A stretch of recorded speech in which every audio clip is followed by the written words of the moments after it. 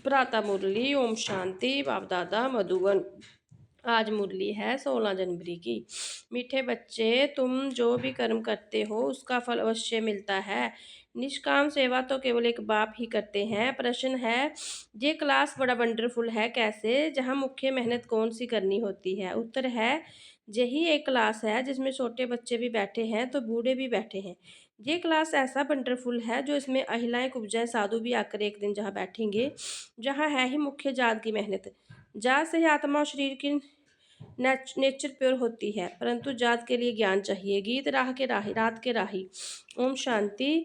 मीठे मीठे रूहानी बच्चों ने गीत सुना। रूहानी बाबा बच्चों को इसका अर्थ भी समझाते हैं। बंडर तो ये है कि गीता अथवा शास्त्र आदि बनाने वाले इनका अर्थ नहीं नहीं जानते, हर एक बात का अनर्थ ही निकालते हैं। रूहानी बाब जो ज्ञान का सागर पतिति पावन है, वह बैठ इनका अर्थ बताते हैं। राजयोग भी बाबा ही सिखलाते हैं। तुम बच्चे जानते हो अभी फिर से राजों का राजा बन रहे हैं, और स्कूलों में और कोई थोड़े कहेंगे कि हम फिर से बैरिस्टर बनते हैं। फिर जे अक्षर किसको कहने नहीं आएगा। तुम कहते हो हम 5000 वर्ष पहले मिसल फिर से बेहद के बाबा से पढ़ते हैं। जे विनाश भी फिर से होना है जरूर। कितने बड़े बड़े बम्स बनाते रहते हैं, बहुत पावरफुल बनाते हैं, रखने लिए तो नहीं बनाते हैं।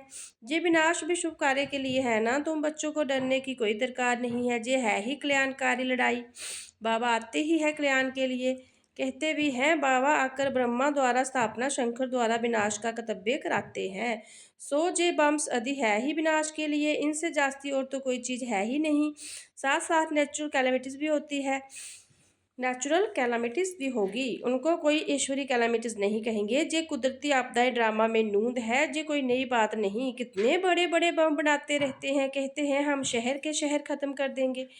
अभी जो जापान में लड़ाई में बम चलाए, ये तो बहुत छोटे थे, अभी तो बड़े बड़े बम बनाए हैं। जब जास्ती मुसीबतों में पड़ते हैं, सहन नहीं कर सकते तो फिर बम शुरू कर देते हैं। कितना नुकसान होगा, वह भी ट्रायल का देख रहे हैं, अरबों रुपये खर्च करते हैं।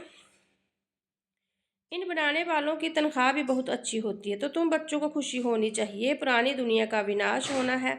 तुम बच्चे नई दुनिया के लिए पुरुषार्थ कर रहे हो। विवेक भी कहता है पुरानी दुनिया खत्म होनी है जरूर। बच्चे समझते हैं कल युग में क्या है, सतयुग में क्या होगा। तुम अभी संगम पर खड़े हो, जानते हो सतयुग में इतने मनुष्य नहीं होंगे तो इनका सबका विनाश होगा। ये कुदरती आपदाएं कल पहले से भी हुई थी। पुरानी दुनिया खत्म होनी है। कैलामिटीज तो ऐसी बहुत होती आई है, परंतु वह होती थोड़े अंदाज में। अभी तो जो पुरानी दुनिया सारी खत्म होनी है। तुम बच्चों को तो बहुत खुशी होनी चाहिए। हम रूहानी बच्चों को परम पिता परमात्मा बाप बैठ समझाते हैं, ये विनाश तुम्हारे लिए हो रहा है।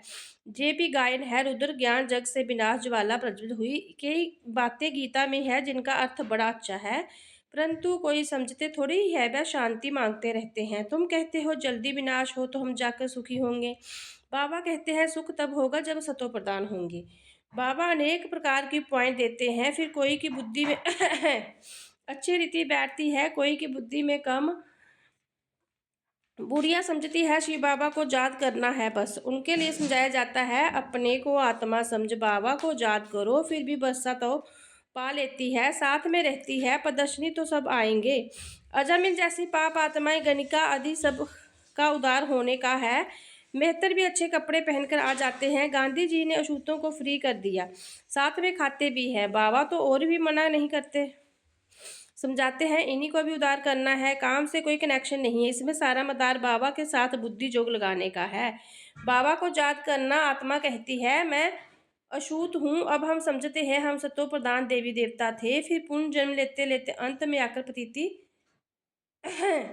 बने हैं। अब फिर मुझे आत्मा को पावन बनना है। तुमको मालूम है सिंध में एक बिल्ली आती थी, ध्यान में जाती थी, दौड़ कर आए मिलती थी। समझाया जाता था इनमें भी आत्मा तो है ना, आत्मा का हक है अपने बाबा से बरसा लेना।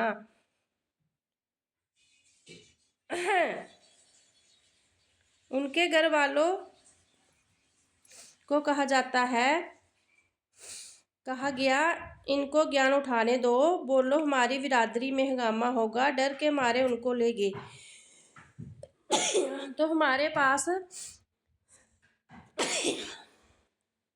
तो तुम्हारे पास आते हैं, तुम किसको मना नहीं कर सकते हो। गाया जा हुआ है। अबलाएं, कन्याएं, गणिकाएं, बिल्लियां, साधु आदि सबका उद्धार करते हैं। साधु लोग तो से लेकर बिल्ली तक। तुम बच्चे अभी जग की सर्विस करते हो तो इस सर्विस से बहुत प्राप्ति होती है, बहुतों का कल्याण हो जाता है। दिन प्रतिदिन प्रदर्शनी सर्विस की बहुत वृद्धि होगी।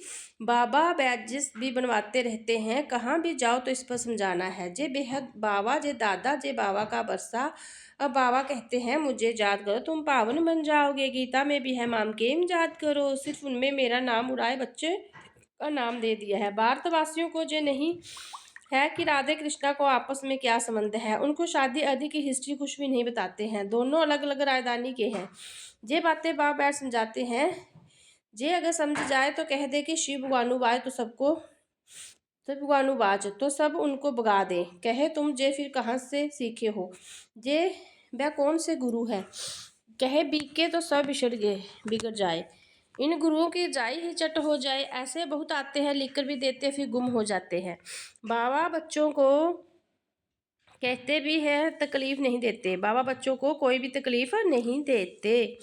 बाबा बहुत सहज युक्ति बताते हैं। कोई कोई बच्चा नहीं होता तो भगवान को कहते बच्चा दो, फिर मिलता है तो उन्हें बड़ी अच्छी परवरिश करते हैं, बड़ी अच्छी परवरिश करते हैं, उनकी पढ़ाते हैं। फिर जब बड़ा होगा तो कहेंगे अब अपना धंधा करो। बाबा बच्चों की परवरिश कर उनको लायक बनाते हैं तो बच्चों को सर्वेंट ठहराना। जे बाबा तो बच्चों की सेवा के साथ ले जाते हैं।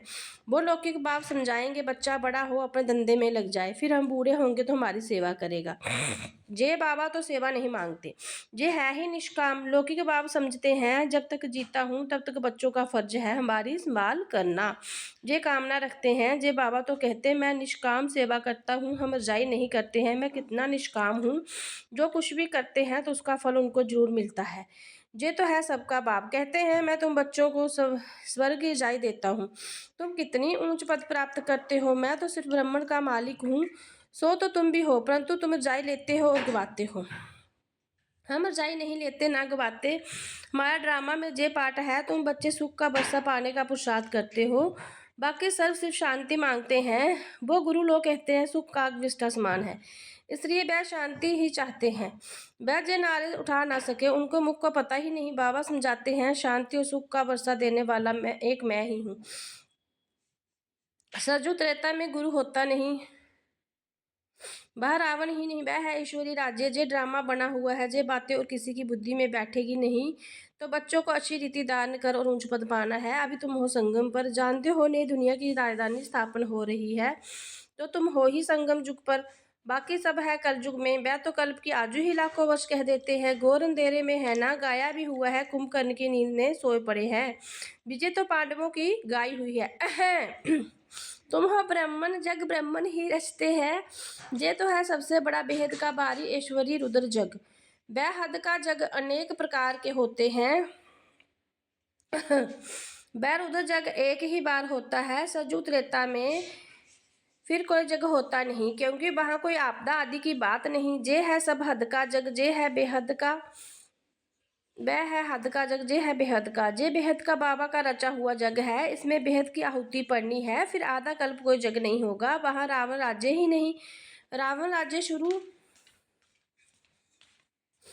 होने से फिर जब सब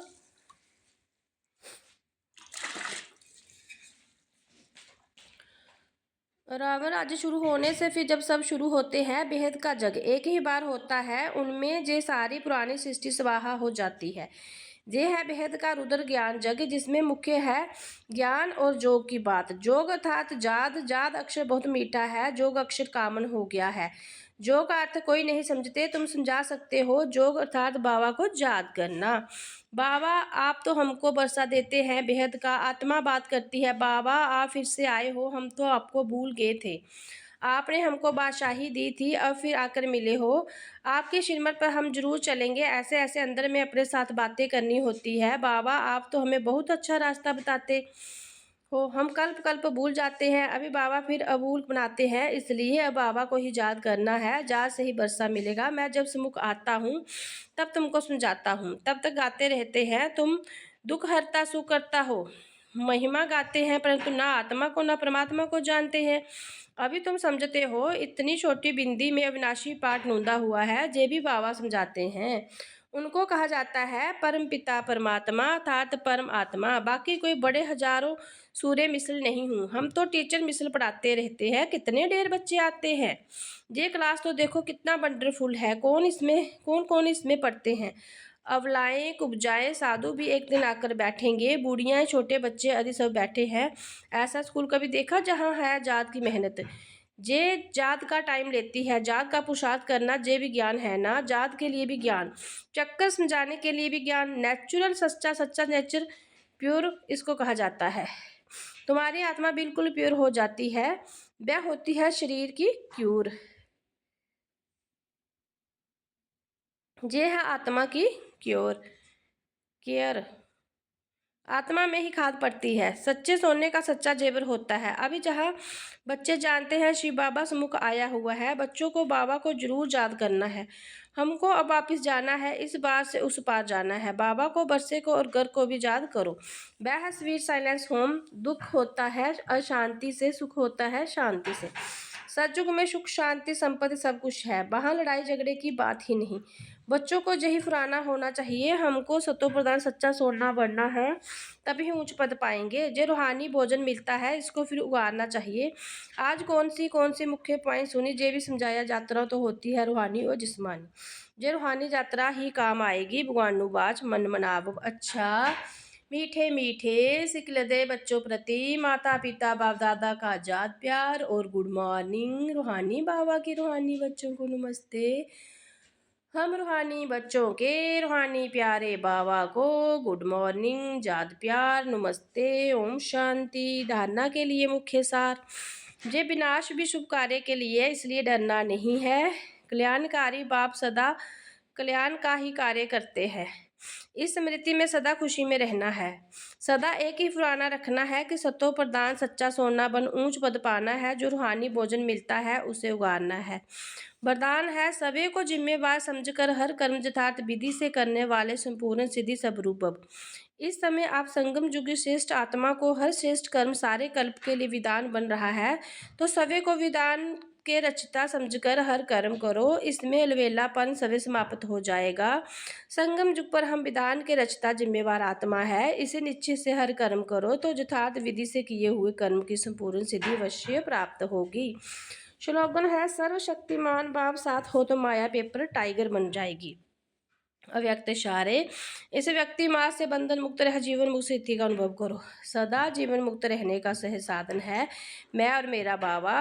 क्योंकि मेरे का ही बंधन है। मेरा बाबा हो गया तो सब मेरा खत्म। जब एक मेरा सब मेरा समाप्त हो गया तो बंधन मुक्त हो गए। तो यही याद रखना है कि हम ब्रह्म जीवन मुक्त आत्मा है। ओम शांति।